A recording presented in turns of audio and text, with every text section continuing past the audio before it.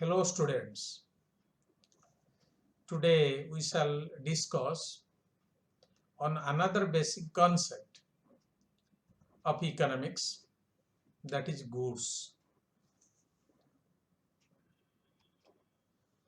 I am Sri Sharat Kumar Swai, Associate Professor and Head, Department of Economics, KBDF College, Nirakarpur.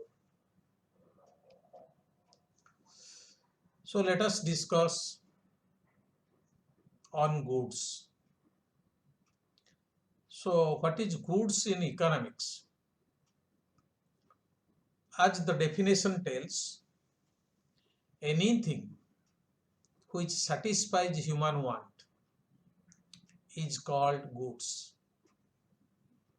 It means if human want is fulfilled by any item, anything else, or any services, then it is called goods.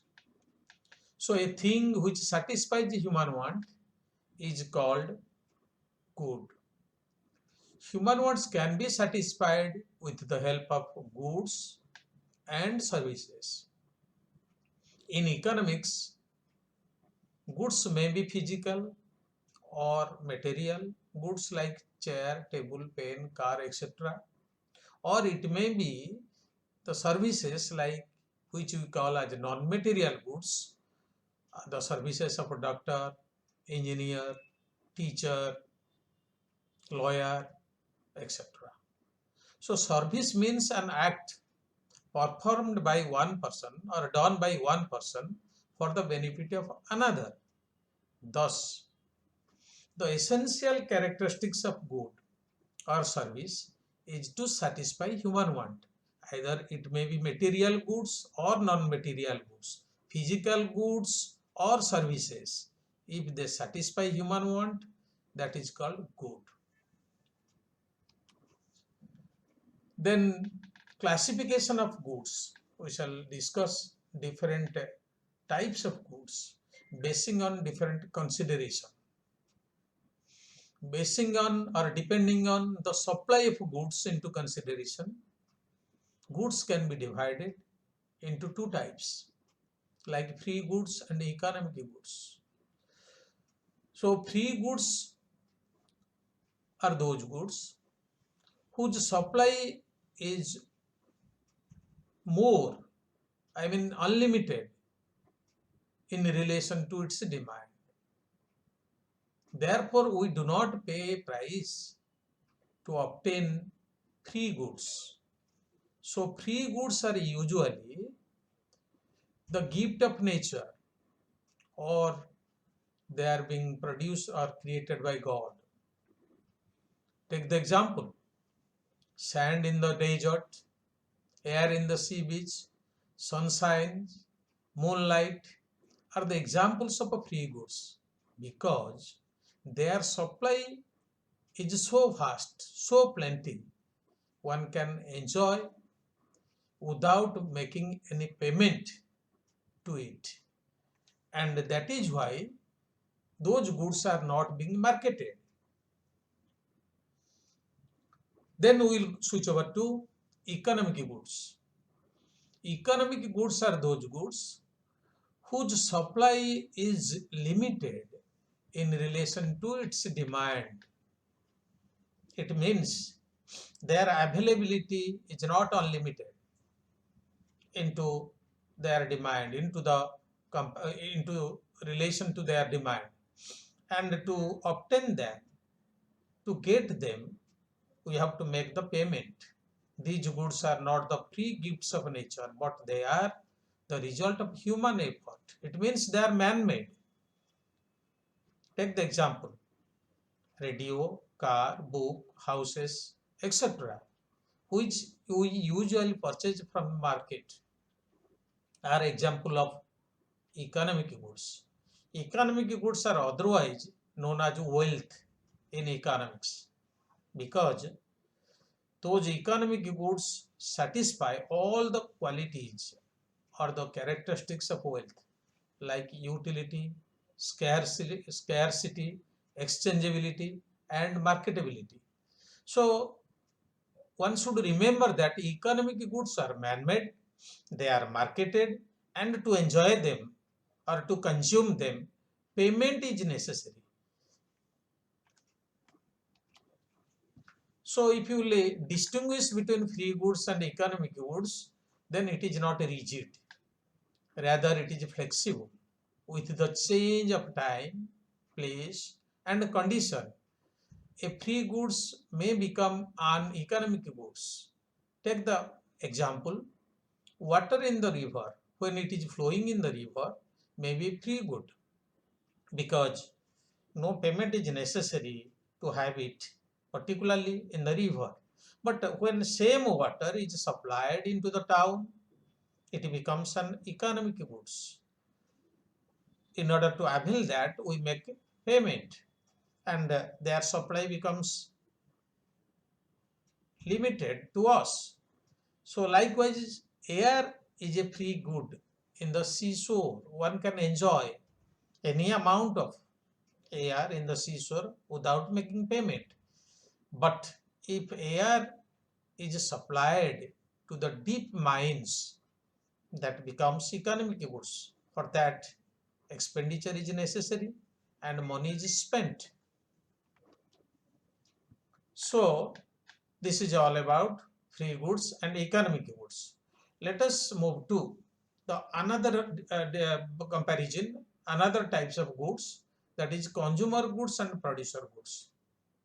This kind of division among the goods is made basing on the immediate satisfaction that the consumer is getting. That means the possibility of getting immediate satisfaction is to be considered whether a good is to be a consumer good or producer goods. Let us say the consumer goods. Consumer goods are those goods which directly satisfy human want immediately, just after consumption, and consumers consume those goods in order to fulfill their wants.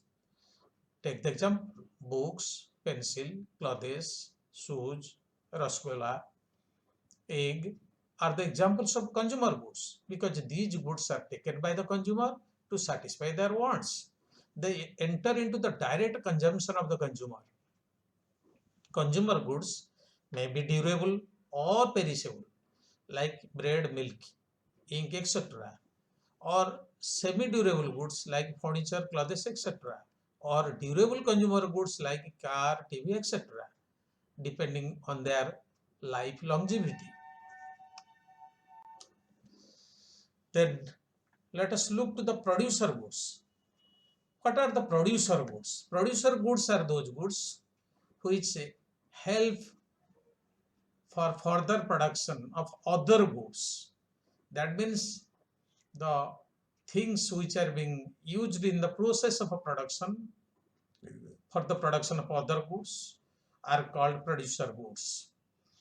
All raw materials, machines, tools, fertilizers, tractors are examples of producer goods because they do not satisfy human want directly or immediately.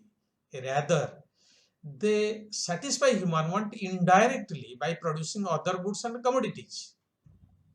So that is why producer goods are called the capital, and producer goods may be single use goods like all raw materials, fuel, etc., or they may be durable goods like plant machinery, etc., which are used in production for a long period of time. Here we should remember that consumer goods, as they satisfy human want directly, that is why consumer goods are called the goods of first order, means first type of goods. Producer goods, as they do not satisfy human want directly and they satisfy human want indirectly by producing other goods and commodities, they are called the goods of second order. Let us compare the goods which we have already discussed, that is producer goods and consumer goods. However, the difference between producer goods, consumer goods depends upon the end use of the goods. Whether a particular goods will be considered as a consumer good or producer goods, we have to look to its use. Take the example, a car used for domestic purposes is a consumer goods because it satisfies the owner's want. But if the same car is used as a taxi, it becomes a producer goods because it generates income. It is used for further production. Likewise, take the case of electricity. When we use the electricity in our households, it is our consumer goods. But if electricity used in a factory, it is called producer goods because it helps for further production, or in the process of production, it helps to produce other goods and commodities. So let us go to the another type of goods, that is intermediate goods and final goods. Intermediate goods refers to those goods which are used up by the producers in the production of other goods and commodities. That means in the process, the goods which are being used by the producers, they are called intermediate goods. And by using the intermediate goods, one can get the final goods or the complete goods. Take the case of example that the raw materials, semi-finished goods may be taken as the example of intermediate goods. For example, to produce a sofa set, the carpenter used wood, foam, spring, etc. All these goods are intermediate goods. Similarly, when wheat is sold by the farmer to the flour mill, it becomes an intermediate goods. Means wheat is a intermediate goods, and from wheat we get the flour. Then let us look to the final goods. Final goods are those goods which are sold in the market as the end product, either as the consumer's goods or as the producer goods. For the final use, they are being sold in the market. They are the finished product or the complete product and will not go through any further production process. Their production process is completed and they are ready to fulfill the wants of the consumer. Consumers are the final users of consumer goods and producers are the final users of final producer goods. Only the value of a final good is added in the estimation of national income. Tractors, coolers, dresses, books, bread, etc. are the example of final goods. Let us go to the another division of goods, and this is very important. Please note it, public goods and private goods. So let us see what is the meaning of public goods. Public goods refers to those goods and services which cannot be divisible, means which cannot be divided into small parts, where division is not possible so far as consumption is concerned. And this is called public good. It is equally available to all, means it is completely available to all. No one can enjoy public goods partly. That means no one can be excluded from the enjoying the benefits of a public goods. It means public goods can be enjoyed by all the persons, by all the individuals equally without any loss or gain. Examples of such goods are national defense, lighthouse, public roads, etc. So here principle of exclusion is not applicable. It means when someone is enjoying that item, the others cannot be excluded. they are also equally have the right and the chance and the opportunity to enjoy the same item. So public goods cannot exclude anyone, and the pricing of a pure public goods would be difficult, and such a good would not be supplied by the market. Public good is usually not being supplied in the market. It is generally supplied by the government. To give a more clarification, I can say that public goods, when enjoyed by a particular individual, his enjoyment will not affect the enjoyment of others. That means the others can enjoy the same amount that the first person is enjoying. So here the principle of exclusion or the principle of avoidance is not possible in case of public goods. It is open to all. Let us look to the private goods. Private goods are divisible in consumption, means they are available in small quantities, small parts, small numbers. An individual can be prevented, can be restricted, can be excluded from consuming such type of good if he or she does not pay for it. It means in order to enjoy private goods, one has to make the payment, and after making payment, he becomes able to enjoy or consume that commodity. Whereas others, those who do not purchase it, those who do not have it, they cannot consume it. So private goods are usually supplied by the market at a price. Take the example.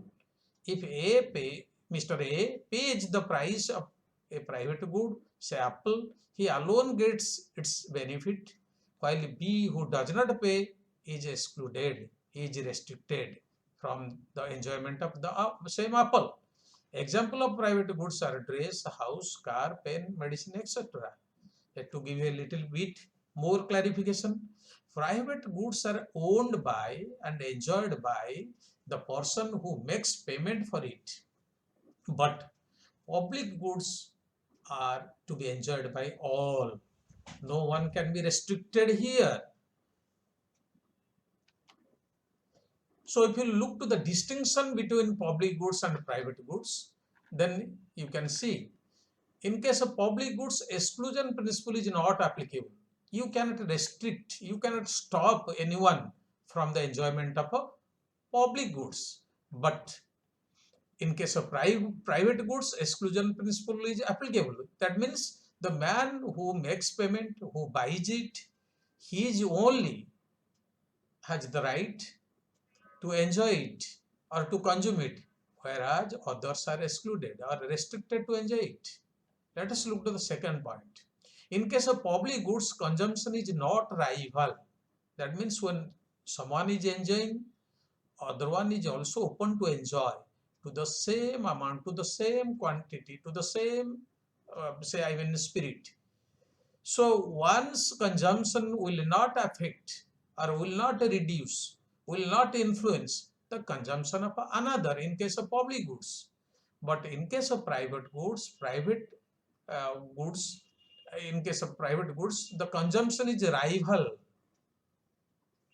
Rival means if someone is consuming it, the other one is just keeping away from the consumption of the same commodity. So the consumption of one person reduces or affects or influences the consumption of another person in case of private goods. Let us take the third distinction between these two types of goods. Public goods, it is generally supplied by the government. Usually, public goods are called goods supplied by the government or government goods. And private goods are usually supplied by the market at a price. So these are the basic difference between public goods and private goods. Let us have the other types of division of goods. that is material goods and non-material goods. I have already told you a little in the beginning.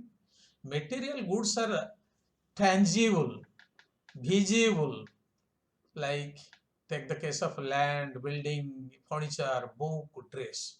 That means material goods can be touched, can be seen, can be taken into one place to another places. So they are called material goods.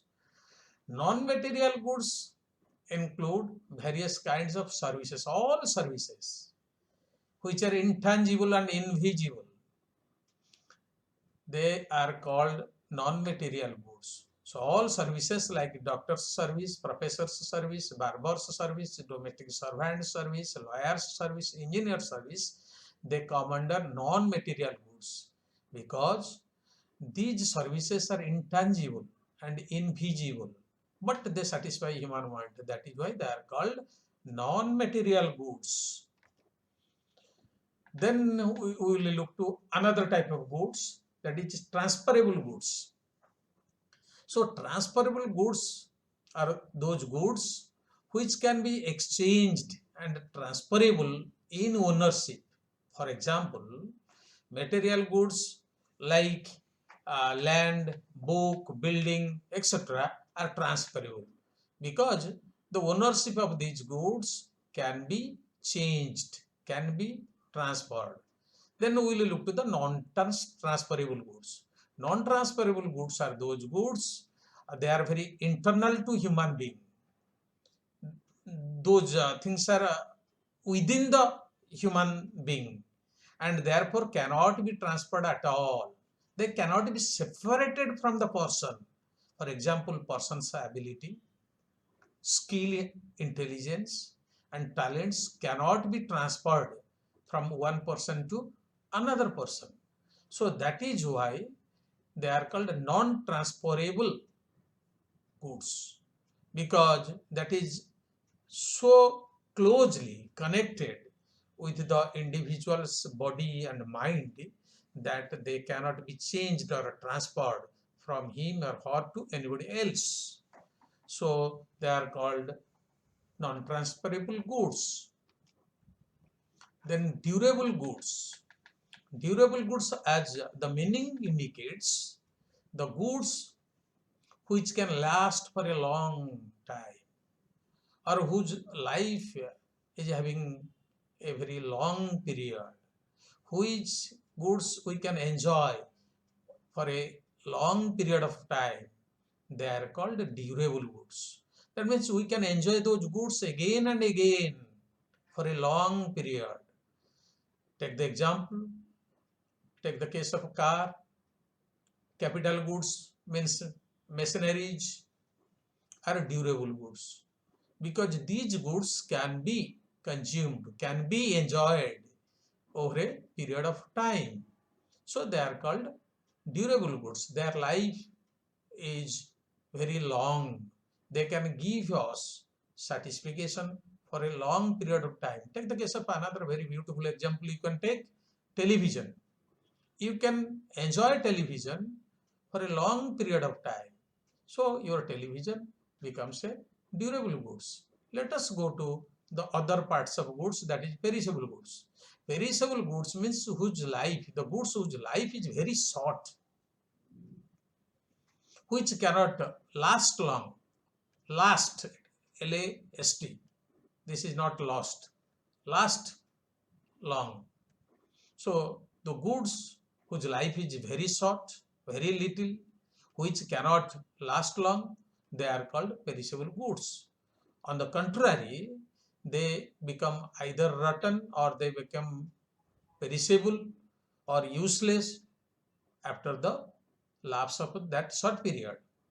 So they are called perishable goods and they can satisfy human want once. Just after satisfaction, those goods will not be available, or same thing will not be available for the satisfaction of human want or for fulfillment of human want for the second time. So they can fulfill human wants once only. Take the case of vegetables, fruits, fish, meat, milk, etc. These goods are called perishable goods in the nature, that their life is short. They can live for a short period. They can satisfy human want once only, and after that, that things will not be available once again to satisfy human wants in future. So that is why they are called perishable goods. Let us look at the other types of goods which is called personal goods. It refers to the personal qualities, abilities, skill and intelligence of a person. And these qualities, abilities, skill, intelligence of a person, they are very internal to human being. Internal means that is within, inside the human being. So they are called non-material. So these non-material things or I mean qualities, they are called personal goods. They are very much internal to the human being. Then impersonal or external goods means those goods which are lying outside a person, which are found outside the human body. They are what a person has under his ownership, under his control, under his purchase. For example, land, houses, and all other material belongings are called impersonal or external goods because those are present outside the human being. But personal goods means the goods which are very much connected and closely connected with the human body and mind. So this is all about the types of goods. Thank you. Thank you very much.